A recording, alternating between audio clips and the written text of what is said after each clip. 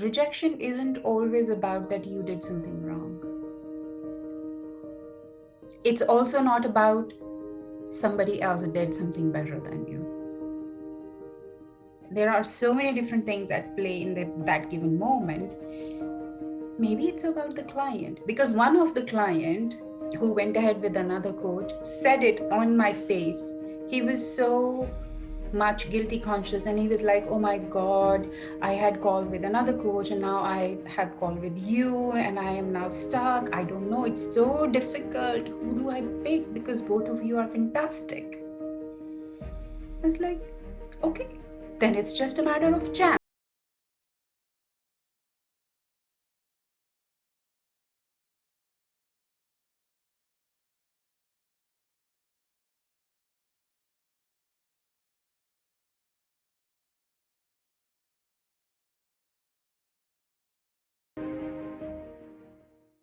Hi, everyone.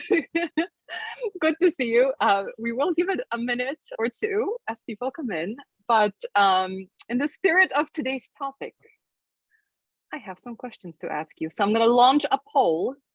A poll is going to launch a poll. No, no one, because I'm Polish. Poll. Okay. Oh, wow. gosh. Tough audience today. Oh. You got some down humor happening. I am feeling rejected big time. Let me just say that. Anyway, everyone, please take a look at the poll that the poll just launched, and please answer. So Magda, I just got a rejection saying I can't answer the poll because I'm a panelist. Yes, that's amazing. It's not amazing for you. Yeah. No. For you. But yeah, I don't know why. I'm sorry.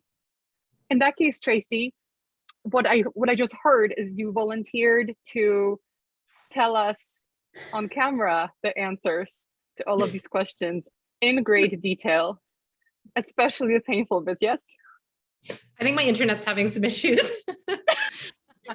That's okay. I can tell mine. I have no shame. No, I should probably have shame. You know, sometimes so Ram taught me that shame is not a good emotion to have, and guilt, and I agree, and I've let go of those things a long time ago. But then whenever I say things like I have no shame, in the back of my mind I hear my mom and she's like, well, you should.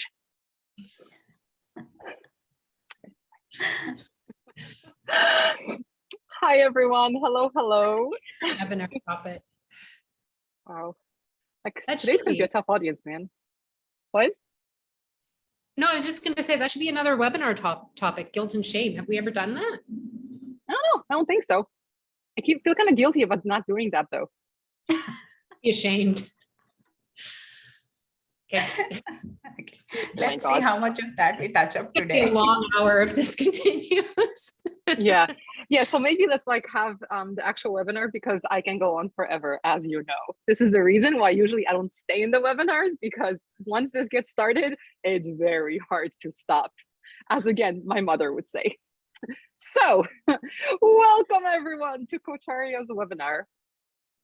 Today's topic is around guilt and shame and chemistry, or maybe lack thereof. And if you're just coming in, please answer the poll that is on your screen. I'm going to count to 10. And after that, there will be no more poll. 1, 2. Wow, that seems really, really slow. I'm going to pretend I'm counting to 10 in my mind. Anyway, okay, so in 3, 2,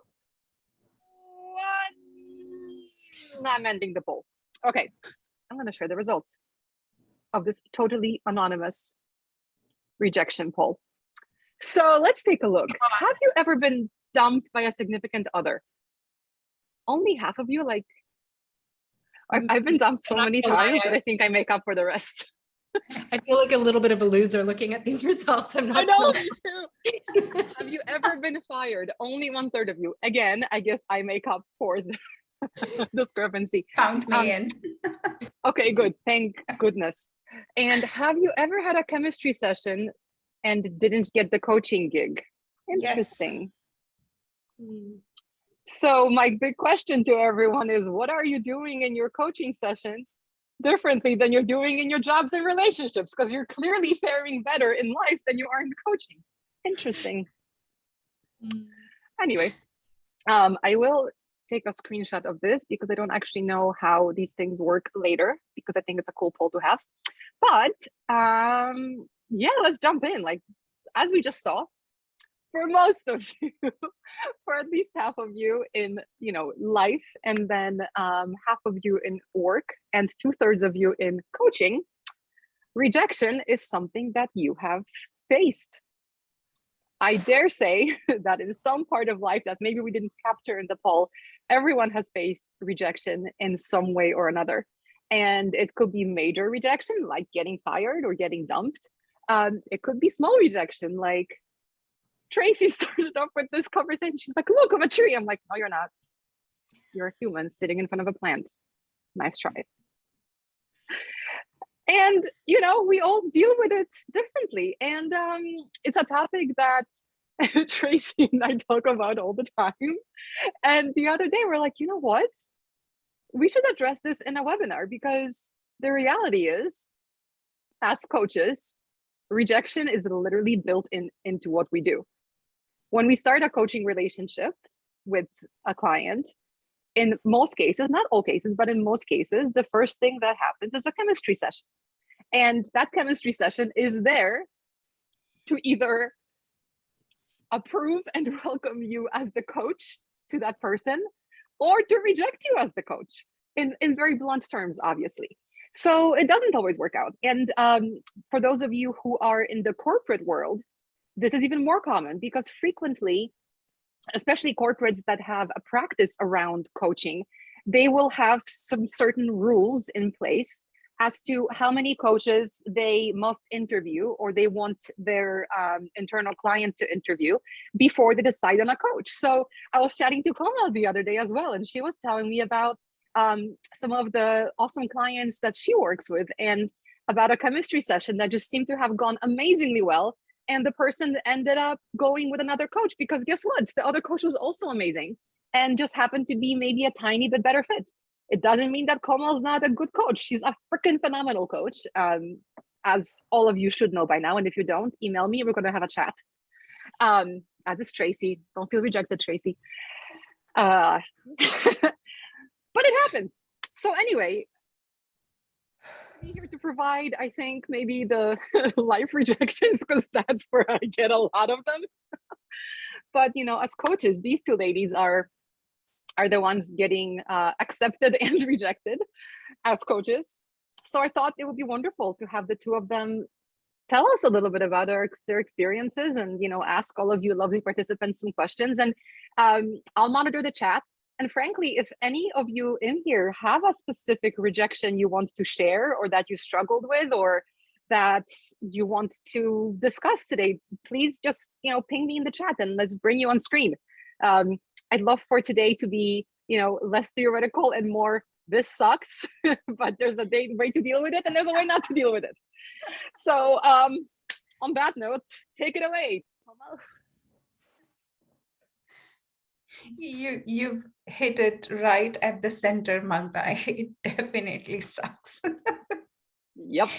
And no matter what we learn, or how we adapt to deal with the whole thing, like whether we call it different names, like, oh, it's not rejection, it's redirection, and all that intellectual jazz, it does suck. Yeah, so next time I ask a boy out and he says no, I'll be like, thank you for redirecting that.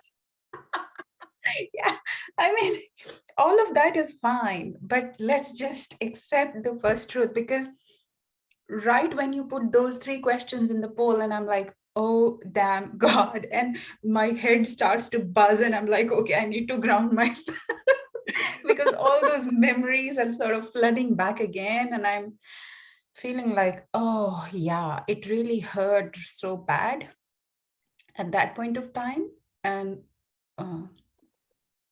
And although I sort of learned to take everything in stride and look at the silver lining and everything, and maybe in that intellectualization of the whole situation, I might have showed up very courageously and very boldly, but simultaneously a lot of denial happened for feeling bad and saying that, but now after going through the coaching journey, I think this space allows me to say it and be okay with it. And yes, it hurts and it hurts. And no matter how much you learn and you grow, if I would say there will come a space where it will stop hurting, I don't know yet. I'm not there yet. Does it always hurt? Not at the same level, but maybe even it's slightly pitched like, oh, okay. And then you move on. But we can't say that, it is not noticed differently or separately in us. I think that's what makes us human. We all like to be liked and accepted and admired and appreciated. Who would say that? I don't care if you don't like me. That's a defense mechanism. That's a defense mechanism. Maybe not. No, because actually, maybe this is appropriate or not. I don't know, but I think it's important for me to share it. I, a long time ago, have decided actually I'm perfectly, I'm content. I'm actually happy about the fact that some people just don't like me. I feel like if everybody liked me, then I'd be boring. And why would I want a personality that everybody is positively responding to? I'm happy that some people just don't like me. It makes my life a lot easier. So some rejection, honestly, I welcome it. I'm like, oh God, thank goodness I don't have to deal with this anymore. Or thank you for saying this so I don't have to. Or thank you for just, putting this to a close so it's no longer what's the outcome going to be. I think I've developed over time a very positive relationship to rejection. That's interesting because that sort of opens up a dimension of what exactly is rejection. This is why you're the coach. Tracy. Yeah. So I know something is bubbling up in you. Something is bubbling up. A lot is bubbling up. I don't even know where to start. So I'm not there yet, Magda. I mean, I think there's a few things that have come up for me years ago, and I've shared this with you before, Magda, that I had a very good friend say to me, not everyone's going to like you. And I was completely taken aback by that. I was like, how could people not like me? I don't see what is unlikable, of course. I guess I have a very strong opinion of myself. But I think over the years, I've evolved to the point where I won't let whether someone likes me or not affect my authenticity or the way that I am. So I think that confidence has come up, but it still stings when I realize that perhaps when I feel that rejection. And Komal, what you were saying about sometimes, yes, it's more than others. It's funny because, several weeks ago, I received an email and there was some fairly strong, it was a third-party email, but in there was some fairly strong feedback in there. And I read the email and I just thought, wow, I didn't have, the normal responses that I would have. And I thought to myself, wow, I've finally achieved equanimity. I'm able to read this and process it without reacting. And I felt so good. 2 days ago, I got a text that I read incorrectly. And as I put it at the time, felt like I'd been punched in the throat. So I don't know if it just depends on the day and the person that it comes from. It was my text. It was Magda's text. Yes. It was my text. Yeah.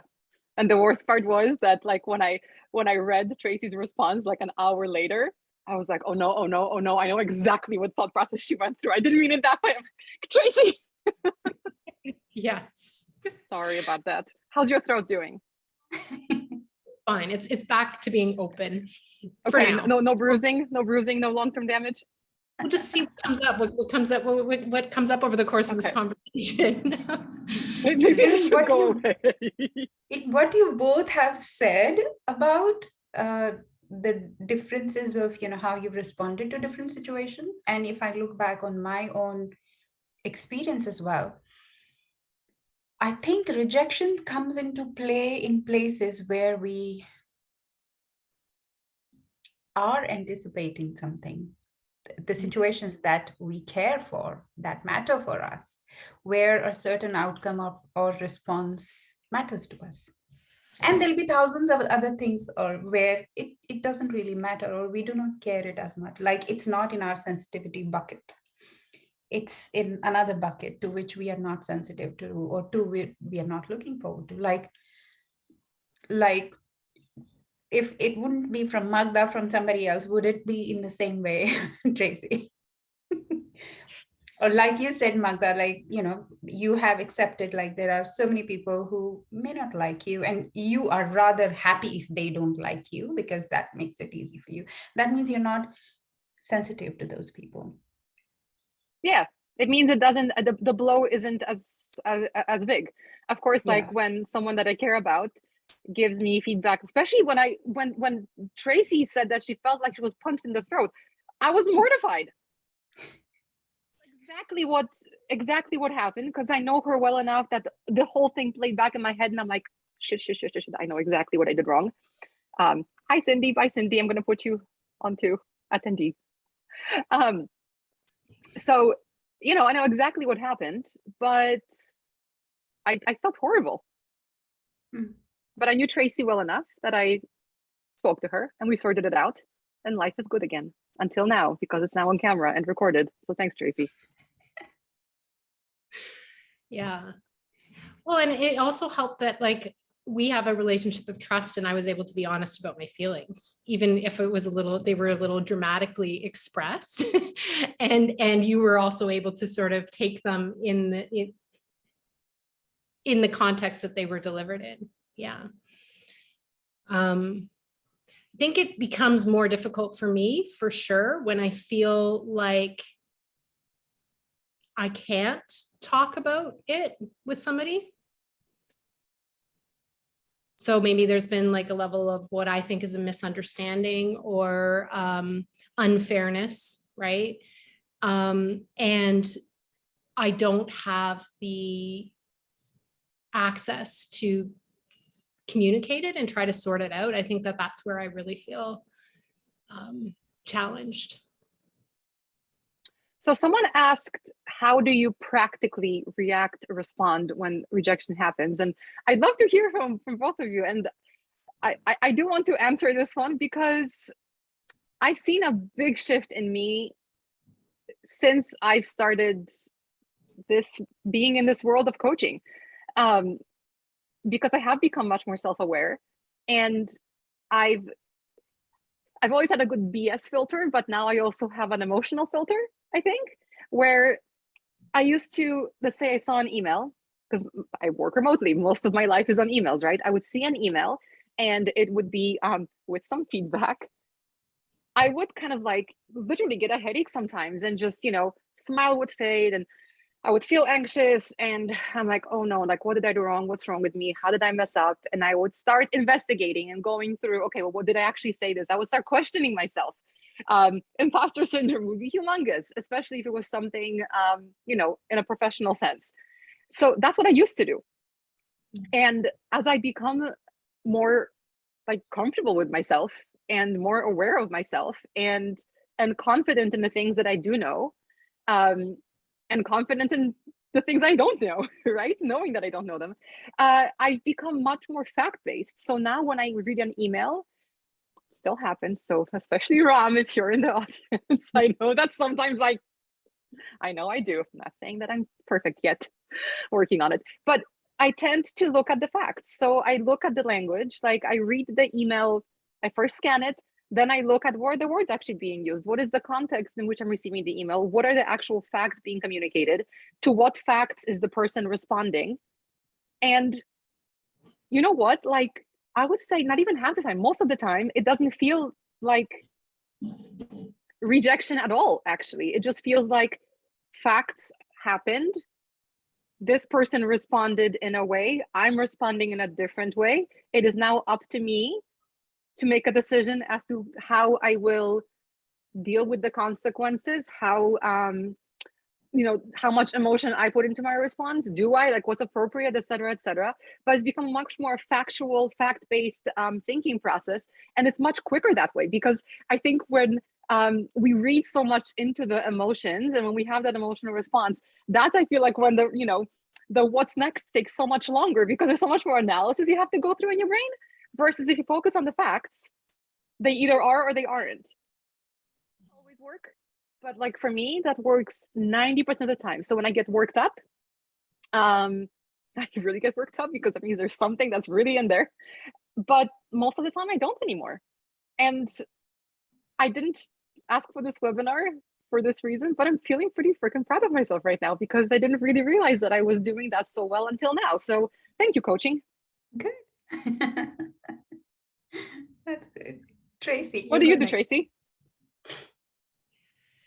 Yeah, I mean, I think there's a lot that I've learned as well. I think that I will still have a very human reaction at times when I do, and maybe I do read into something, but the thing is that I'll have the awareness at the time, A, that I'm reacting, B, that I'm drawing a conclusion, and that conclusion is not necessarily the reality of the situation, or maybe the way the other person intended it to be.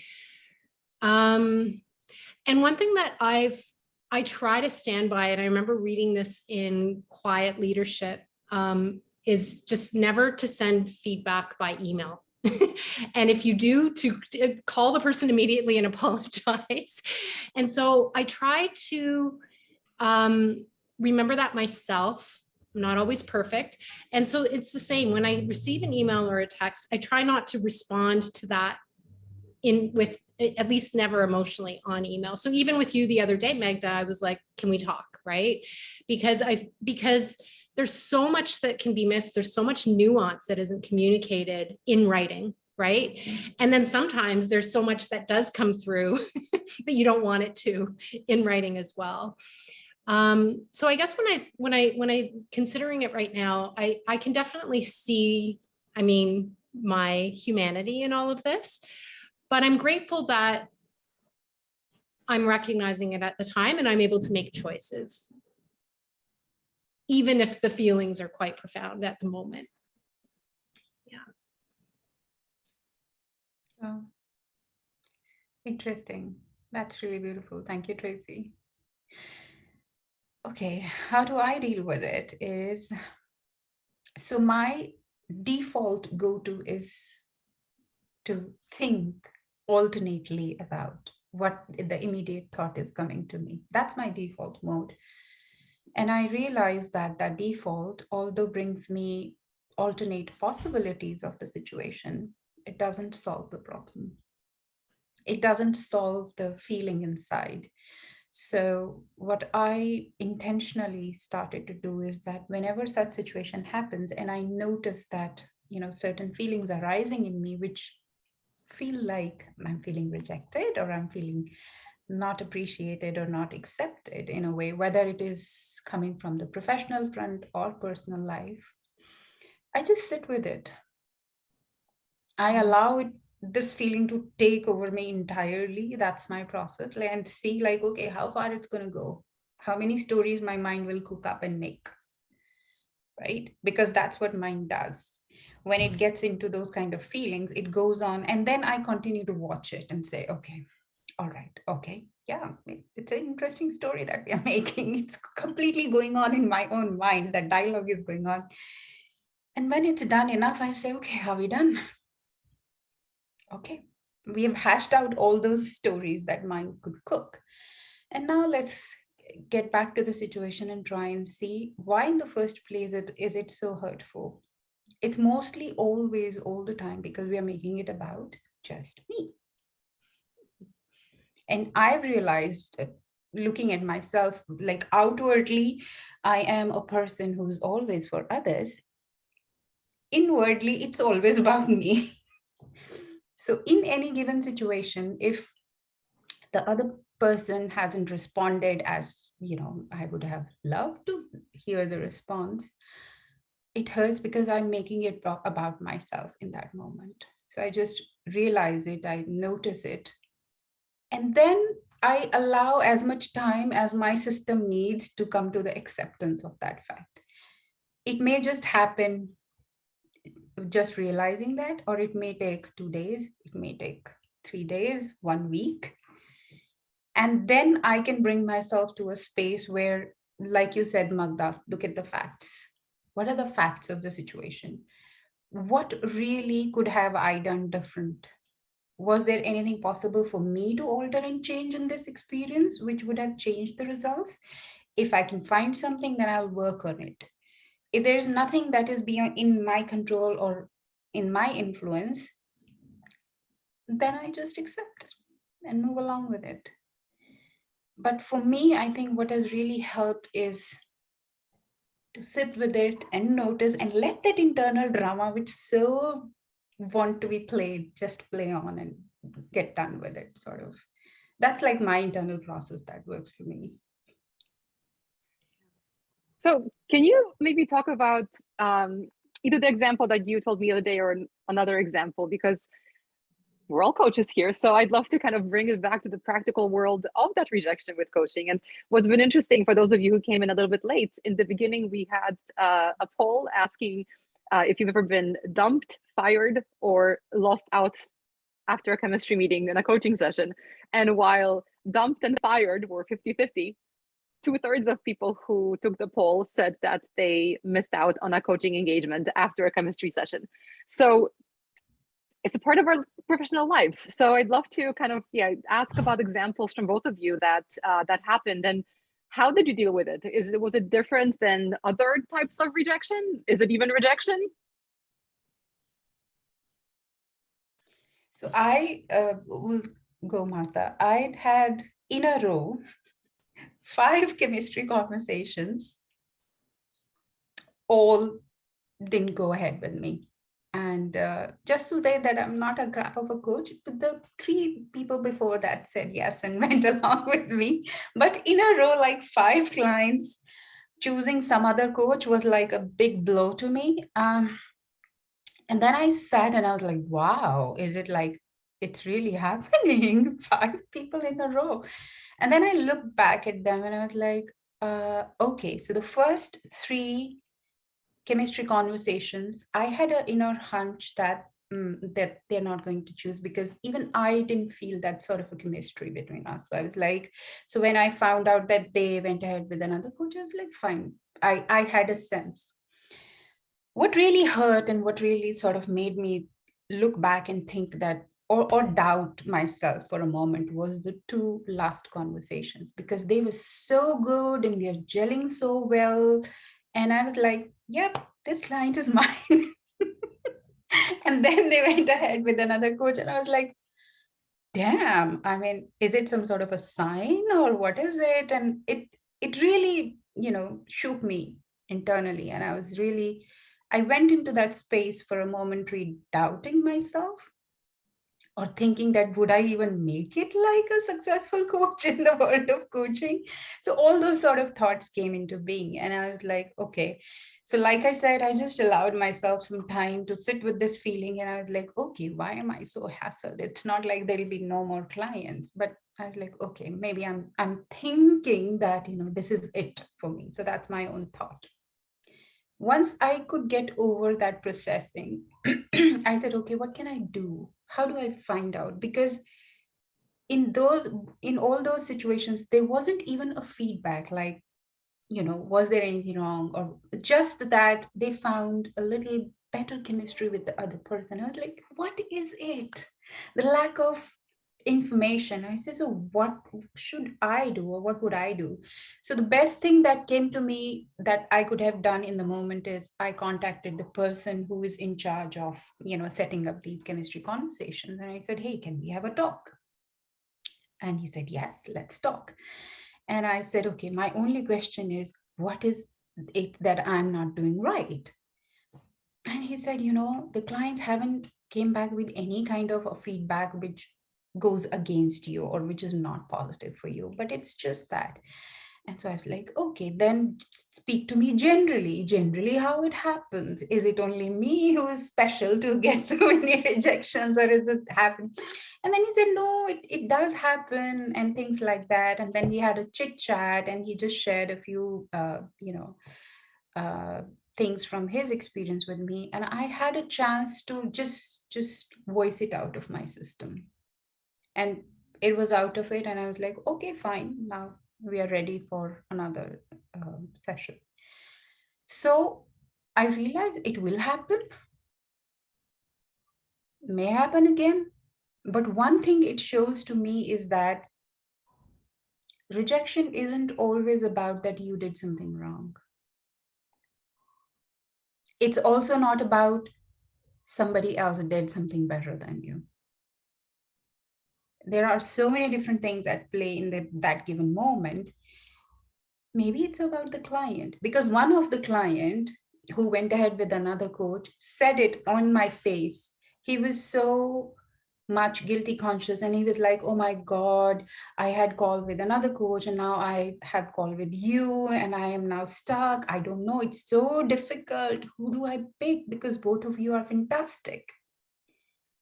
I was like, okay, then it's just a matter of chance, you know. Chance is not with you. So yeah, if, like I Do, said, if there is something that I haven't done right to show up to my client, then I can take feedback, seek feedback, and try and work with it. But if there's nothing like that, then I'm like, okay, not my good day. There'll be better day tomorrow. do you always do chemistry sessions with your clients? Most of the times, yes. Okay. I'm curious because there was a comment previously in the chat that chemistry sessions don't work, I think was the comment. I apologize if I got that wrong, but I'm just curious because not everyone does the chemistry sessions, right? Some people just jump in, and I'm just wondering, like, how do you decide whether that is the right path to take? When would you not do a chemistry session? I would imagine that if you don't do a chemistry session and then things don't work after the first real session, that would hurt a little bit more. Yeah, exactly. Or even when you've started to coach the client, and then during the process the client feels so damn triggered that they don't want to go ahead with the process, and all of a sudden went completely silent, and you're like, what's happening there? Did I say something wrong? So yeah. Yeah, I've had that happen a couple of times actually, where the I've had sessions where clients have become really emotional and then just not wanted to continue. And this was earlier on in my coaching journey. I think chemistry sessions are really important. I think that that's the best way to get to know each other, to kind of start creating that trust and the intimacy, I guess, for lack of a better word, that you want to be able to have moving forward. And it does give the other person the option to choose, right? Like we talk about how important autonomy is, right? How awkward would it be for a client to have to discontinue coaching after a couple of sessions, as opposed to knowing that they have the choice after a chemistry session to move forward or not. So I think that opt-in also maybe would create, I think, more buy-in from the client as well to coach with you. So speaking of clients, I like this approach that there's, it's the two parties coming together, right? And somebody else said in the comments that sometimes people say, oh, I actually need mentoring. And in general, as coaches, we know how coaching and mentoring are different and how coaching and counseling are different, but clients don't necessarily know that. So is there something that coaches, or what is something that us as coaches can do to kind of be aligned? So the chemistry session isn't really is this going to work, but it's more like, here are the rules of engagement, and we do like each other for whatever purpose, and we just kind of, move on to the meaty stuff. Yeah, that's a great question and a great point. And that's also part of the learning that I had even about emotional stuff. So I have that conversation in the chemistry session, kind of talking about what coaching can trigger, and having that conversation up front so that a client doesn't, they're not taken by surprise by it. Right. and maybe at that point in time, then a conversation about therapy or anything else, like sometimes that will elicit more information about other stuff that the person's going through that's relevant for us as coaches to know in case they do need another professional other than coaching. Yeah. Exactly. I think it's more like I mean, there could be two different scenarios. So if we are coaching general people who have no exposure of coaching, yes, it's quite a lot about sharing information about what coaching is, what's the process, what is expected of them, or what is expected of uh, uh, me as a coach. And basically to help a person get a good view of what they are going to be getting into. And then it's up to them whether they think that they are ready for this modality or not, because I've had a couple of coaching conversations where somebody has had experience of therapy and felt that now they are ready to move on with the coaching, whereas actually what they were looking for is mentoring or somebody just educating or maybe a trainer, so to say, so they can make a better choice and a better decision in that way. So that's different. And then with other scenario where a person already knows a little bit of what coaching is about, still it is, I think, good to check, like, what is their experience about coaching, what is their understanding of coaching as a process, as a journey, and what do they think might happen or might take place, and take time to just rehash, re-clarify all those things. But then a lot more to just know about the person, who they are, and how do they connect. Yeah. So, the kind of reason we had this topic today was because a few different things happened to all of us, and we thought it would be interesting to discuss. So anyone who's in the comments, there's a few about our obligations and privileges, I suppose, in terms of ICF, coaching competencies, and code of ethics, etc.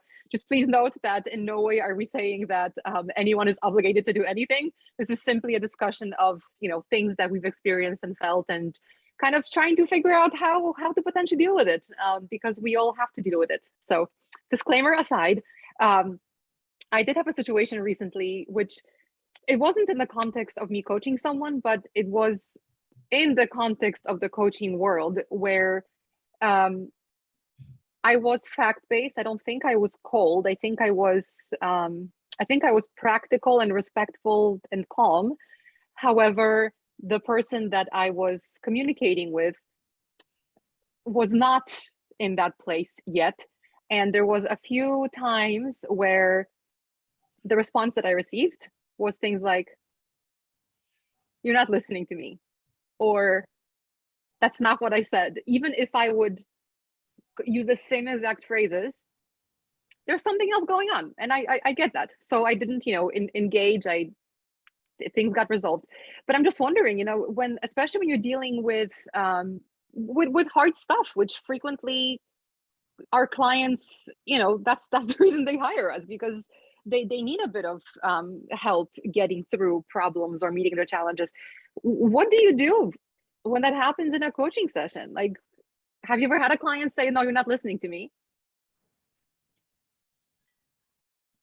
I've never had a client say that directly, but I have had clients say things like, "As I said before," or or even at times, like the same thing, if I'm mirroring something back to them, maybe they haven't been quite aware of that, and so they won't connect to it. But it reminds me of the competency that I have to bring to mind, which is coach shares with no attachment, right? And I think about that a lot in coaching, is that non-attachment that we need to have. So if a client if a client feels like I haven't been listening, perhaps, or that I haven't understood something in that way, that's their feeling, and they're completely entitled to it. And me responding defensively to that feeling is attaching. And so that's when it's important for me to pull back and kind of explore, okay, what was it then? What was it that they were trying to say? Yeah. And that works. Mm-hmm. Hasn't happened with me in coaching conversation, but it happens with my daughter sometimes, where she said, that's not what I said. That's not what I meant. That's not what, you're not even listening. And then I'm like, okay, that's the red flag here. Okay, then I said, okay, so what will tell you that I'm listening? I mean, how do I respond? And that question always sort of settles her a little bit, because it tells her that I do intend to, but sometimes there could be a difference, like, because generally what happens is, and I'm realizing it, I'm from a different generation, she's from a different generation, and sometimes though we both speak English, our language is so different, our expressions are so different that sometimes it's completely I'm blindsided and I'm like, oh god, I don't even understand what does this phrase really means, and I don't get it. And I'm like, okay. And then when I'm not understanding, or when I can't make sense of what she's saying, my mind sort of switches off, and I'm like, go into that zone where she does feel that, oh, I'm not listening, or I'm not responding to her in a way that she would want it to. Then I just say that, okay, yes, it's, I agree, uh, I'm not understanding, maybe I'm not listening. Then just tell me, like, what would tell you that I'm listening to you? And I'd be very honest with it. Sometimes, okay, yeah, when I don't understand something, my mind doesn't naturally pays attention to it. So just staying present becomes like an effort in that moment.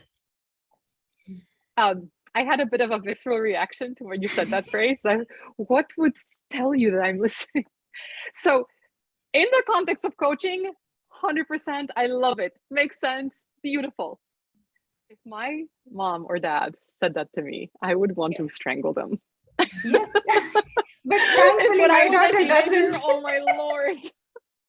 So good on your daughter. I think she's used to that. But sorry, I'm a we're hard on my sleeve, transparent kind of person. Yeah, dad would drive me insane. Honestly, like there would have been freaking literal sparks flying. But you know, I would not have that reaction in the context of coaching because I get it. Do you think clients would always get it? I mean, I could also imagine a client having the same kind of reaction. It's like, are you freaking kidding me? Like, how passive aggressive can you be for asking me what would tell you that I'm listening? Oh my lord, virtual slap. Am I just like, am I the only one who ever thinks like this, or are you just more evolved than I am? What's happening? No, I think it also depends upon the individual chemistry between, like, me with my daughter, we have our own internal language that we understand with each other. Like her sarcasm, I get it. And my direct questions, she gets it, sort of thing. So, yeah. So it's more like what works between two people, whether they are clients or, yeah. Like I wouldn't say the same thing to my son. He's a different person altogether. All We need that to have a works whole with webinar on him, gender. all that works with him is, I'm sorry, sweetie. Now I am listening to you. Please tell me again. That's the only thing that works with him. Yeah, and that's a good question, Magda, because it would be a good observation to make, or to think that, do people in different genders deal differently with rejections, with conflict, or with these kind of feelings? Is it easier for women to process rejection and move on with it, or is it also easy for men? I mean, where do we all stand in terms of our different identities? Yeah. I'd love to do a webinar on this. We briefly, Tracy and I talked about maybe looking at that today, but I think it's such a big topic that we wouldn't do it justice. So if any of you, especially the men out there, because we already have so many lovely ladies, want to be a bit vulnerable, maybe next time or another time in the future, and we can talk about the whole gender thing, I would love it. It's going to be controversial, I bet. Or maybe we can invite the men in the audience to share their views, or Yeah, yeah, Mhm. definitely. And again, to clarify, when I say genders, I mean genders. I just don't mean cis Yeah, men and cis women. So yeah, yeah, And I think a lot of it has to do with conditioning as well, which of course is a huge influence, I mean, on gender identity, I guess. But yeah, conditioning. It's like if you relate as an overachiever, if like for me, I'm definitely an overachiever. I'm definitely a perfectionist. So even the smallest mistake will trigger a reaction that's would be completely out of proportion to another person, you know? And I guess that's really where looking at us as all different. We're all different. You know, what upsets me isn't going to upset you. And you know, what I'm able to let slide, somebody else would take an issue with. So mm, I think that's what I try to remember. I try to remember when dealing with other people and seeing their reactivity, you know, that I react to. We all react to yeah. different things. And what makes one thing more right for me to react to than it is for you, you know? Which actually brings up an interesting thought for me, Tracy, uh, Mm. because at the start, I talked about how I try to be less reactive, which I definitely am with some people. Again, Ram, hi if you're in the audience. Um, Ram and I are best friends. We're good. But when it comes to me, I think I've made really good progress. When it comes to other people, I have not made very much progress. To give you an example, a couple days ago, um, I heard from a client, potential client, and that client said something about my team members, which wasn't true. It was an interpretation. Anyway, everything is sorted, but I had this protective, are you freaking kidding me right now? How dare you say this about so and so? Not on my watch. Same with like my family. If someone even whispers something about my sister that isn't complimentary, like hell hath no fury. I protect me and mine. Always have, always will. And you know what? Like part of it is I don't know, like I know it's just a personality trait maybe, but yeah, like I feel if my sister applied for something and didn't get accepted, like I would viscerally feel that. If it was for me, I'd be like, okay, well, why didn't I get it? Here's the facts. Yeah, it sucks, but like I'll move on. If it's for her, it hurts me deep in the heart, and I just want to do everything to make it better. And I just wonder, like, what yeah, I don't know what I wonder. I just maybe the two of you can give me some advice. If I've been able to have this factual approach and like try to stay more sane, at least when it comes to any and frequent feedback that I get from everybody, why can't I deal with it as well when it comes to, I don't know, my family, the two of you? Tracy, you know that I like someone says something about you, be like, you're fired as a client. Yeah. So what makes the difference between what you see as a threat to yourself and what you perceive as a threat to other people? I don't really see threats to myself. Mm. I know that I can deal with it. So I part of it I know is like this protective, like I can fix it for you. Like I am a fixer. I know that. But I feel like I've been through so much that I know that I can handle it. Honestly, throw it at me. Let's see what happens to it, because you're not gonna break me. But I think protective of other people, where I kind of make assumptions sometimes that maybe they don't have that same experience or um gosh, I don't want to say skill, because that's also sounds a bit like I'm thinking that I'm good enough or something. But I just feel like I have this strength. This is a person I care about. It is me showing my care and love, I suppose, to be there for them, especially if I think that they won't do it for themselves. Yeah. Am I doing a disservice to people? I don't know, maybe. But sometimes I feel like, like it's my job. Like if you're going, what kind of a, boss would I be if someone speaks badly about my staff and I don't say something? I'm not going to be like, oh yeah, I agree, I'll talk to them. No, if I know it's not true, I'm going to stand up for my team.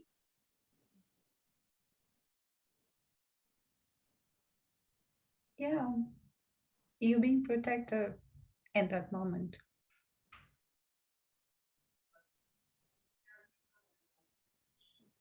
Have I completely I just sidetracked this wonder, conversation? while you're being protective, what is it that you're not being? What else could you be? Good job, Coach Komal. Um, I could instead be a coach or a mentor or some other way that enables the person to perhaps develop a specific muscle that they may not have, or maybe allow them to have space to see if they have the muscle to begin with versus assume that they don't have it. Yeah, just the possibility of exercising their own muscle. Yeah, you know what comes up for me? I remember, Magda, you always make fun of me for all my trainings, but in one of my trainings, but the facility about I don't make fun, I tease because you just know so much. And every time we have a conversation, I come from the perspective of like, here's how I just figured this out. And I broke it 10 times before it went right. And you're like, well, I learned it the right way to begin with, Magda. Well, we can talk about what drives the imposter syndrome that drives me to take multiple trainings, but that'll be another session. But no, the trainings that I do for somatic experiencing, the facilitator shared something and it was really powerful. And it's like with rupture comes the opportunity for repair. And so when you talk about that, when you shared about like what harm could you maybe be doing if you're intervening between other people, I just wonder what opportunity is there for repair if you're stepping in.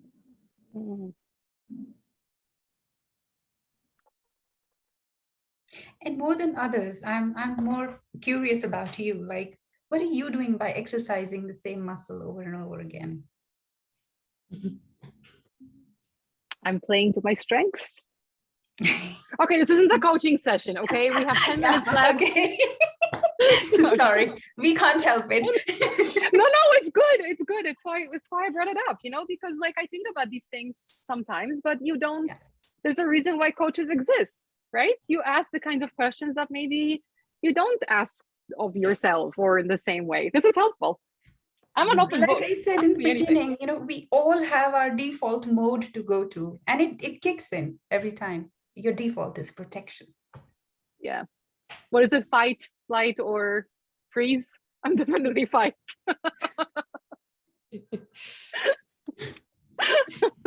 Yeah. For the record, I've only been in one fight my whole entire life, and I won. Anyway, does anyone ever win in a fight? Vinita is saying, do you want to change this mode? You seem to be enjoying it.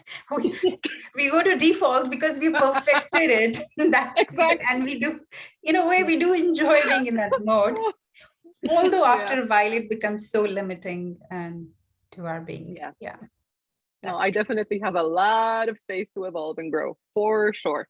So I asked the question, right? Because I would like to be able to have, a bigger repertoire of how I deal with stuff. I think we all would. And if any of you want to coach me and we can record it and show how masterfully you will do it, you're more than welcome to do it. I will be a guinea pig happily. You just talked about growth and evolving, and it's like, don't we all have a lot of room for that? Like, when are we ever going to sit back and be like, okay, we're done here, like what happens next, right? And I thought about that at the beginning with the poll, and maybe that was my judgment coming up, but all the people that had said no, I'm like, are you taking risks in your life? That's judgmental, but it's not meant to be judgmental. It's like when we learn about psychological safety, right? One of the studies found that the highest performing teams are the ones where there's freedom to make mistakes, right? So there's the other thing that can happen is that we can become so afraid of rejection that we don't put ourselves out there. My lack of dating for the last X amount of years can speak to that, right? Yes. And so I think when we're willing to take risks, right? And we're willing to like learn and grow and evolve, then we're also going to face more rejection. And that's okay. Even if it's not when it happens at the moment. Live and learn, right? Yeah.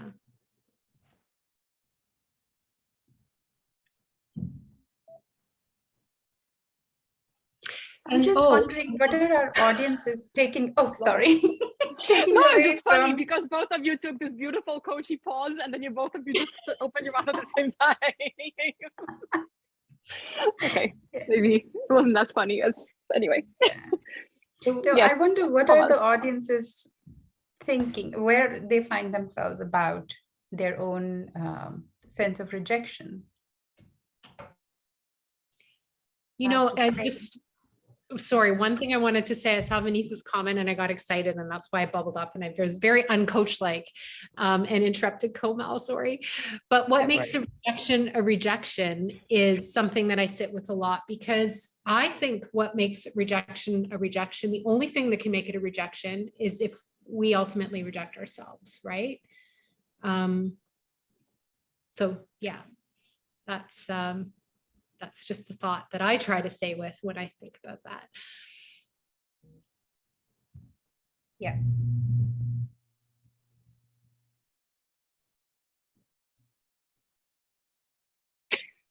Sorry, I was gonna see who's gonna break it. Resonating in the comments. Yes, a lot of resonating, but also I do love the two of you. I love all of you, but I love the two of you especially because you're so coachy, and it's like you always go into this beautiful coachy space even when you're not in a coaching conversation, and it's just so lovely because you really embody the coaching mindset, right? Like we talk about that too in coaching, and it's just, once you do this for a while, it really shows, ladies. Good work. It's like a second nature to you. Makes me very honored and proud to be in your universe. Aw, thank you, Magda. That was anti-rejection. That was acceptance. That was more than acceptance. That was more like promotion.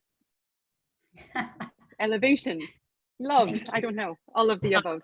I'm gonna take the love. Take the love every day.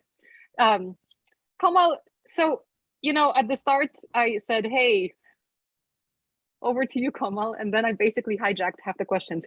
So what in this webinar were you hoping you would achieve and we did not yet achieve?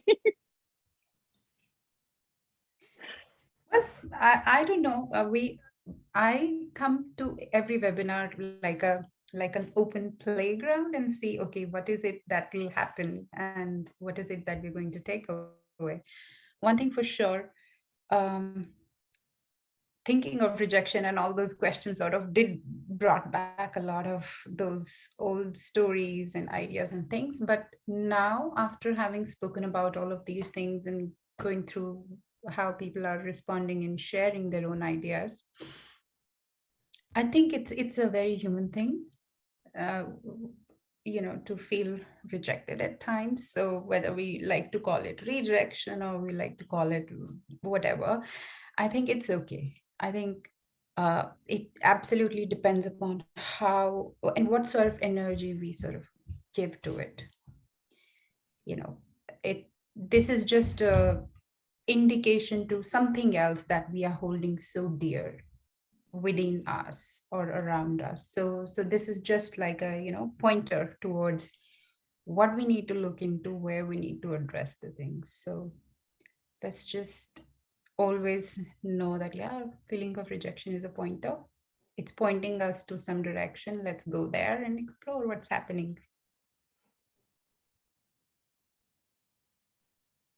Beautiful. That's where I am. Tracy? Yeah. I don't think I can say it any better than Komal just did, but yeah, I heard a quote before about how people and situations come into our lives to show us what, okay, so I'm going to mangle the quote, but something like where lessons still need to be learned. So that's kind of what came up for me when you said that, Komal. I think that we can see all of these things as opportunities to grow. So yeah. Well, lovely. Thank you so much, everyone, for being here. Thank you, ladies.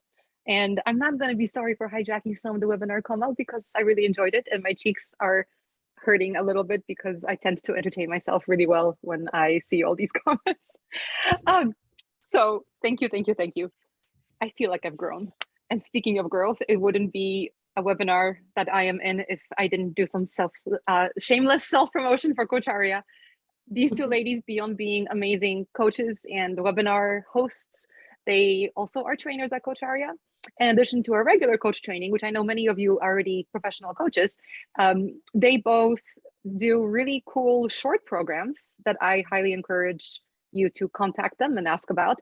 So Komal does a program on ancient philosophy where she brings in a lot of the kinds of thoughts that have been coming up in the chat and in the webinar today. And she talks about, where are these things coming from? And there's just some ancient, thoughts and wisdoms that are still around today for a reason. So she explores that, and in the context of coaching, and growth is an understatement of what you will get when you do that short program with her. And Tracy does quite a few different things, but a really cool one that she has coming up is called Beyond Mindfulness. So Tracy is a mindfulness and mindlessness practitioner, and she's a meditation and yoga practitioner. And she's designed this program around what is beyond mindfulness? What is mindfulness? Who are we? How do we stay present? All these wonderful things that help us discover, I think, who we are and become calmer with who we are. I think, at least to me, that's what it is. So if you're interested in mindfulness or beyond mindfulness or anything in between beyond and mindfulness, Tracy is the person to contact. And we make these programs quite affordable so that people can attend. And last but not least, also happens to be with Tracy. All of us here understand and love coaching, and we all have a coaching mindset in our lives. And recently we have been working with quite a few organizations with this program called Leading with a Coaching Mindset. And that's for people who interact with other people at work, but mostly for people managers. And it's a short course that's kind of like a mini crash course in coaching, but like the practical sides of coaching. So on the other end, you don't come out as, I'm a practicing coach, but you come out as, how do I change my thinking in my work life to be more coach-like, and what positive effects can that have on my team, on my company, on the growth, etc. So it's a really cool course, and we're doing it for the first time in May to a bunch of strangers. So if you have, especially a young manager or someone who's new to management, for example, or just wants to flex that muscle a bit more, please get in contact with us, or just check out Leading with a Coaching Mindset on our events page. Again, it's a very affordable program, and we're taking just a nominal fee for anyone who can't afford it or works in a startup or NGO, etc. But we think it's a really cool program that can achieve a shift in a very short period of time. So anyway, I encourage you to check that out, please. And I will see all of you here next week, where Ram will be leading a discussion on crisis, dealing with crises, I think. So thanks everyone for being here today. Really appreciate it. Thank you, Tracy and Komal. Much. Thank you. Bye, everyone. Thank you, Magda. Thank you, Tracy. Bye. Bye, everybody.